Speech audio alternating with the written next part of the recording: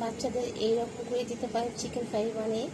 আমি এটা 2 ঘন্টার জন্য মেখে রেখেছিলাম।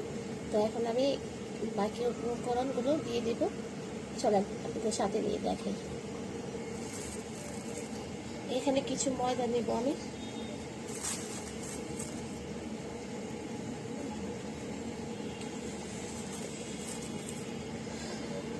সামান্য পরিমাণ ময়দা, এখানে কিছু লবণ,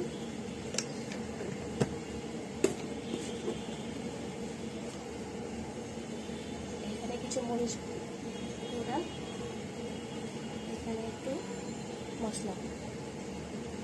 এটা আপনার বিরিয়ানি মশলাও দিতে পারেন কিংবা এমনি মশলাও দিতে পারেন। ভালো করে আমি করে নেব। এখন আমি এখানে অল্প পরিমাণ ময়দার মধ্যে সব উপকরণ দিয়ে দিছি। এখন এটা আমি চেপে চেপে চেপে চেপে ভালো করে চেপে চেপে হাতের সাহায্যে চেপে চেপে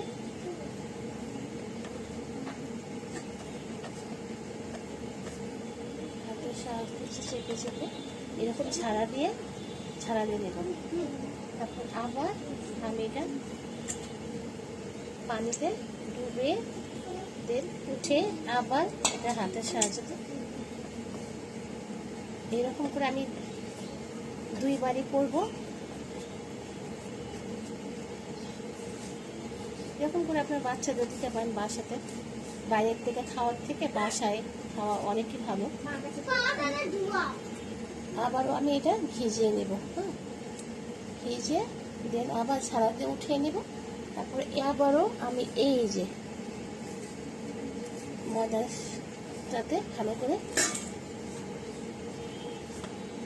যদি ভিডিওটা ভালো লাগে আপুরা ভাইয়ারা কম বেশি সবাই এই ফ্রেঞ্চ ফ্রাই বানাতে পারেন, এটা বলে লাভ নেই। তো বাসায় এইরকম করে ছাড়া দিয়ে যে এক্সট্রা ময়দাগুলো থাকে সেগুলো আমি এক এক করে এইরকম করে ছাড়া দিয়ে আমি দেখেন হয়ে গেছে। এখন আমি একটা একটা করে রেখে তেলে ভাজবো। তো পরের বারটাও এরকম করি সেম ভাবে দিতে হবে। হাতে চেপে চেপে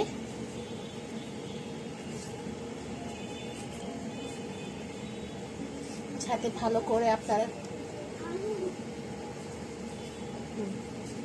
ভালো করে যাতে ময়দাটা মিক্সচার ভিতরে যায়।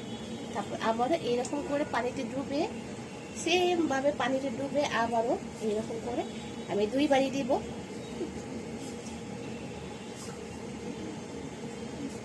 এরকম করে বিকেলে নাস্তা বাসায় দিতে পারেন বেবিদের, কারণ বাইরের খাবার না খাওয়াই ভালো।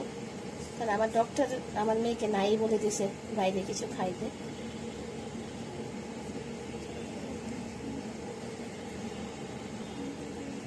আবারও আমি এটা ছাড়া দিয়ে নিব। ছাড়া দিয়ে নিয়ে আবার এটা ডুবাবো। ডুবে আবার আমি এটা ময়দাতেই করবো। হয়তো কেউ একবার করে, কেউ হয়তো 2 বার করে, আমি 2 বারই করবো।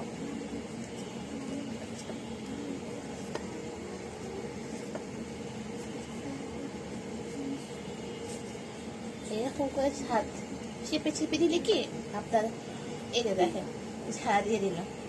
এখন আমার হয়ে গেছে, রেডি হয়ে গেছে। আমি এইগুলো ভেজে